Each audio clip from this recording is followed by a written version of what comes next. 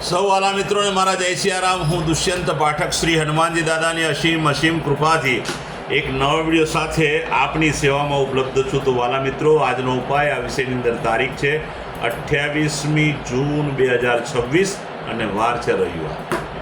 વાલા મિત્રો, પંચાંગની વાત કરીશ તો જ્યેષ્ઠ મહિનો શુક્લ પક્ષ ચાલી રહ્યો છે, જ્યેષ્ઠા નક્ષત્ર છે, સાથે સાથે શુભ યોગ છે. વૃશ્ચિક રાશિનો ચંદ્ર અને મિથુન રાશિનો સૂર્ય છે. અશુભ સમયની જો વાત કરું તો યમઘંટ બપોરે 12:30 બપોરે 2:12 સુધી છે અને રાહુકાળ સાંજે 5:34 7:15 સુધી છે. આ બંને અશુભ સમય કહેવાય. અશુભ સમયની અંદર કોઈ પણ પ્રકારનું શુભ કાર્ય અને શુભ યાત્રા ના થાય. શુભ કાર્ય શુભ યાત્રા કરવા માટે કોઈ સારું ચોગડિયું, કોઈ સારું મુહૂર્ત લેવાનું, જેમાં ઉત્તમ અભિજીત મુહૂર્તનો સમય બપોરે 12:03 થી 12:57 સુધી છે. આ સમયની અંદર તમે કોઈ પણ પ્રકારનું શુભ કાર્ય કરી શકો અને શુભ યાત્રા પણ કરી શકો. વાલા મિત્રો, હવે વાત કરીશું આજના ઉપાયની.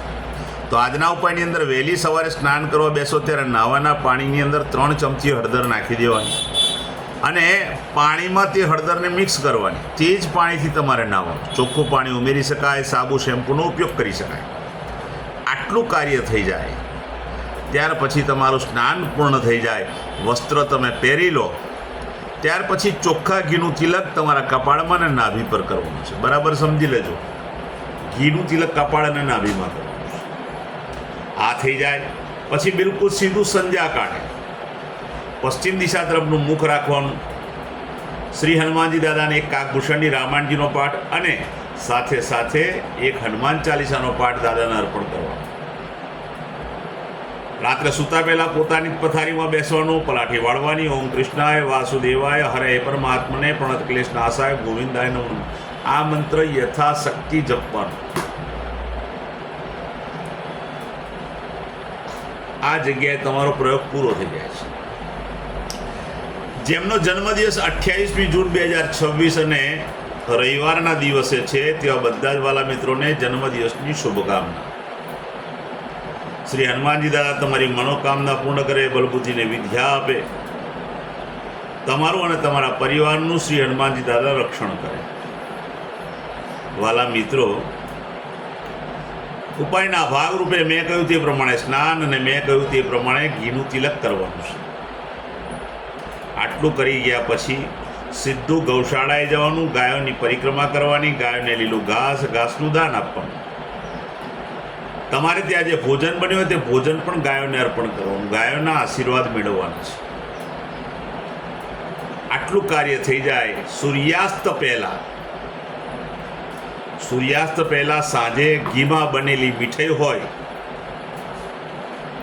એ ઘીમાં બનેલી મીઠાઈ નાના નાના બાળકોને, જરૂરિયાતમંદ લોકોને, શ્રમિકોને અને વડીલોને તમારે ભેટ સ્વરૂપે આપવાની છે. સાથે સાથે ભણતા વિદ્યાર્થીને યુનિફોર્મ, ત્યાર પછી જે સ્કૂલ લઈ જવા માટેનો થેલો હોય છે, બેગ, સ્કૂલ બેગ, ચોપડીઓ, નોટબુક, પેન, કંપાસ, આવી કોઈ પણ સામગ્રી જો તમે આપશો ભેટ સ્વરૂપે, બહુ જ પુણ્યનું કાર્ય થશે. જેમની મેરેજ એનિવર્સરી 28મી જૂન 2026ને રવિવારના દિવસે જે બધા જ વાલા મિત્રો સવારે સ્નાન કરશે, સ્નાન કરીને વડીલોના ચરણ સ્પર્શ કરે, એમના આશીર્વાદ મેળવે, ત્યાર પછી પતિ પત્નીએ ગૌશાળાએ જવાનું, ગાયોની પરિક્રમા કરવાની, ગાયોની સેવા કરવાની, ગાયોને લીલું ઘાસનું દાન આપવાનું, પોતાના ઘરે જે ભોજન બન્યું તે ભોજન પણ ગાયોને અર્પણ કરવાનું, માં ગૌના આશીર્વાદ લેવાના છે. આટલું કાર્ય થઈ જાય ત્યાર પછી કોઈ પણ વૃદ્ધાશ્રમમાં, અનાથાશ્રમમાં, વિધવાશ્રમમાં જરૂરિયાતમંદ લોકોને, શ્રમિકોને, બ્રાહ્મણોને તમારે આખા સીધાનું દાન કરવાનું છે. આખું સીધું એટલે ઘઉંનો લોટ, દાળ, ચોખા, શાકભાજી, મસાલા, તેલ, ગોળ, ખાંડ વગેરે આ બધી વસ્તુનું દાન કરશો, બહુ ઉત્તમ ફળ પ્રાપ્ત કરશે. ને આજના દિવસે જો તમે વસ્ત્રનું પણ દાન કરશો કોઈ પણ દરિદ્ર નારાયણને, તો પણ બહુ જ પુણ્ય મળશે પતિ પત્નીને. તો વાલા મિત્રો, આ હતો આજનો ઉપાય. મારા બધા જ વિડીયો યુટ્યુબ પર હોય છે. મારી યુટ્યુબની ચેનલનું નામ છે દુષ્યંત પાઠક. તમે મારી ચેનલને સબસ્ક્રાઈબ કરો અને બેલ આઇકન અવશ્ય દબાવજો, કારણ કે હું નિયમિત એક વિડીયો બનાવું છું. તમે નોટિફિકેશન તમારા મોબાઈલ પર આવી જશે. જો તમે બેલ આઇકન દબાયો હશે તો નોટિફિકેશન 100% આવશે. તમે મારો વિડીયો તરત જ જોઈ શકશો. એટલે પ્રાર્થના કરું છું બે હાથ જોડીને કે તમે મારી ચેનલને સબસ્ક્રાઈબ કરો અને બેલ આઇકન દબાવો. મારું ઇન્સ્ટાગ્રામ, મારું ફેસબુકનું પેજ, એનું નામ પણ દુષ્યંત પાઠક છે. મારા પેજને ફોલો કરજો, લાઈક કરજો અને પ્રાર્થના કરું છું બધા વિડીયોને શેર કરજો. એનું માત્ર એક કારણ કે કોઈ સંઘર્ષમાં ફસાયેલો વ્યક્તિ જે મૂંઝાતો હોય, જેને સંઘર્ષમાંથી બહાર નીકળવાનો રસ્તો ના મળતો હોય, એ મારો વિડીયો જોઈ લેશે અને કદાચ ઉપાય કરશે. ભગવાન એના પર પણ કૃપા કરશે. એનો શ્રેય તમને મળશે. તો વાલા મિત્રો, મારા વિડીયોને શેર કરજો. હું નિયમિત એક વાત કહું છું કે એક વખત વિડીયો જોવાથી કે એક વખત ઉપાય કરવાથી 24-48 કલાકમાં પરિણામ નહીં મળે.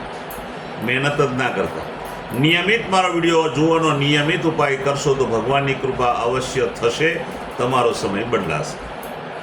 નવા વિડીયોમાં ફરીથી મળીશું. આપ સૌને મારા સીતારામ.